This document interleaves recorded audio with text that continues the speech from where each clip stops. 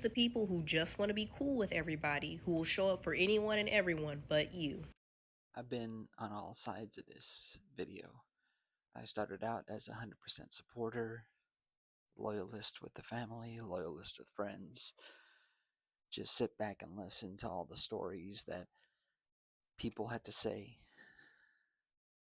Just, hey, I'll sit here, I'll listen to what you have to say, look about and go in wonderment and wonder, oh, should I say no to this person? They reached out to me. Should I say no? I'm sitting back against a wall right now looking at myself. What a fucking joke. And I'm thinking of Machiavelli. And I'm realizing now how much it really was like a joke. Because most people think it's the ends justify the means. But in reality, that's not the real quote. It's results matter more than method. And the fool here finished finally by leaving it all. By leaving family that didn't look out for me, didn't look out for my best interests, and they're labeled family. That's all they are. And any friendships around them too. Any family, friends, any people. I left. So that's the beautiful part. And whatever definition can be put around that is beautiful in its own way too. But to me, it's whatever method has to be done is what the method has to be done. Because I think that's what I recognize about the results. It's not that idea of like the ends justify the means and all that kind of stuff, which is like the identity complex that comes with it, but it's the idea of like the outcome has to be there. And I think that's what wasn't there for my outcome in life. You know, I was the fool in the story, but I'm not now. And the definition of that doesn't mean all of it was that way. It just means that all the empathy, all the active listening that's second nature in life is squandered and is tawdry. And just as Machiavelli wrote so many years ago in The Prince, it's got to be used as a tool. You can't just give it out. But the thing is, that shows how much really direct language isn't used, that everything's nuanced. And it's precarious to have any personal relationships when it comes down to it. And really, everything about the loneliness epidemic and everything like that is just a splat in the face to everybody, really. Because why would anybody want to have any kind of relationship when you really have to think about those kind of things? It's like imagining that someone tells you directly, this is what I need from you, but I'm going to tell you right now, don't ask anything of me. And imagine that conversation happening immediately as soon as they have an expectation of you. And then they tell you immediately after that sort of thing. How's that going to feel in that moment? Not so good, would it? And that's really what is a direct conversation in that moment, in the momentum forward. And that's literally what people are doing.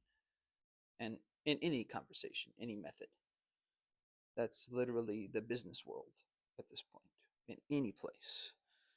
And so looking at it, imagine that in personal life. As with most of my friendships that splintered off over the last 5 or 6 years, they pretty much told me, like Atrice, that, oh, no, everything's transactional, everything's business.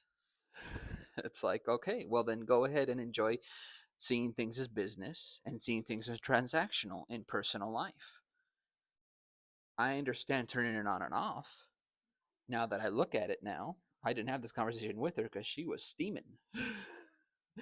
And you can steam all you want, but I'm not going to have a conversation with you when you don't want to hear my side of it.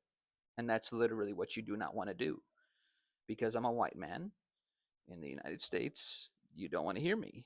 And I get that. Completely understandable.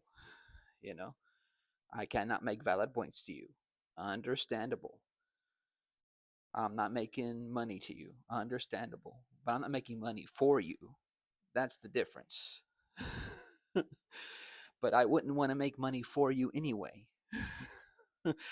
And that's to you, and that's to anybody. Because a friend is not expected to make money for another friend. That's not the expectation. That's how I know a friendship is not supposed to be transactional or business. It was never built like that. That's why conversations must be had. Just like I would have expected my relationship and connections with all my friends over the past 5 or 6 years to get to those deep conversations that needed to be had. They weren't going to happen. Just like with you, Dwayne, I would have expected our conversation to get to the point of my racist grandma and me being angry that day. I was very angry about what happened in 2005. Yeah, you're over it. Of course you are, because you brought it up on my 33rd birthday before I even moved out, which was still that same week. But you wouldn't have brought it up on my 33rd birthday unless you weren't over it. And that's a long time after that occurred. So that's saying a lot, that you don't want to have a conversation. I'll need to draft it and then I'll talk to you about everything that we're going to talk about. Well, you have to draft it and eventually it has to come out of the drafts. There have to actually be a first draft to look at and paragraphs to read and talk about. If that doesn't happen, then we're not having a conversation. And that's how I know there's no growth in our relationship as people. And that sucks, because I truly want us to have growth. And I think that's what I recognize truly in this. It's relentless to have to be the only person that wants to deep dive. And it's like, I care. And I get it. If you want to be transactional about it, keep it. Keep it. One life to live, one entry, one exit. That's all we got. And you may die sooner. That's the thing that sucks with your health issues. And I already had 2 people that I took care of. And that's not me hanging a cusp up and saying, oh, I took care of them. No way. I did it because I truly cared for them. It wasn't out of loyalty. It was about, I want to find my mom a solution to this. I went to places that I could see if I could find a solution. Things that I'm not even going to talk about here because it's untold stories. There's no, stories untold, like the oldies song, because you do it out of love. But at the very least, I have peace with the idea that all my older brother did is take care of 2 corpses. That's all I came back for. 2 corpses and money. So enjoy the money and enjoy the corpses. But I actually took care of them when they were alive and living and screaming about you, older brother. And hey, if you can live with that and continue to go on like that, enjoy that. And that's not a cadre of like resentment or anything, because hey, if that's all you wanted out of life, to not be there for people when they're at their lowest and their most need of health issues, then that means you're not going to get the most help when you need it. That's karma. Results matter more than method. Completely understand it. It's Machiavellian. Just circling around back to the video that was at the beginning here. I was the fool that left at the end finally. And I saw exactly how everybody reacted to my leaving.